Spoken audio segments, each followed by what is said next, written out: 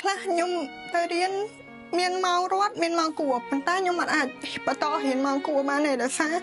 វាធ្វើឲ្យខ្ញុំឈឺវាពើពីក្នុងមកធម្មតាមុនខ្ទុះអ្នកដែលមានមុនខ្ទុះមួយគឺគេថាឈឺហើយតែសម្រាប់ខ្ញុំគឺគាត់ពេញមុខអញ្ចឹងវាទៅជាធ្វើឲ្យយើងពិបាកមែនតើ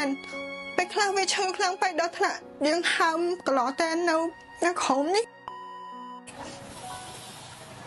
វាពិបាកខ្លាំងមែនតើប៉ុន្តែខ្ញុំអរគុណមែនតើដែល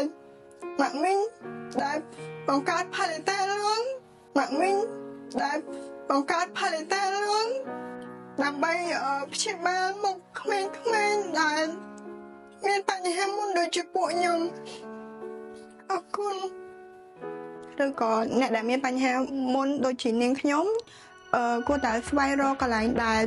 ពិភាក្សាក្នុងការព្យាបាលមុនឲ្យបានទាន់ពេលវេលាកុំឲ្យមានបញ្ហាធ្ងន់ដូចជានាងខ្ញុំទោះបីជាអ្នកដែលមានបញ្ហាធ្ងន់ឬក៏លើសនាងខ្ញុំក៏អាចមកពិភាក្សាបានដែលមានផ្លាកយីហោឈ្មោះថា Palita Skin Care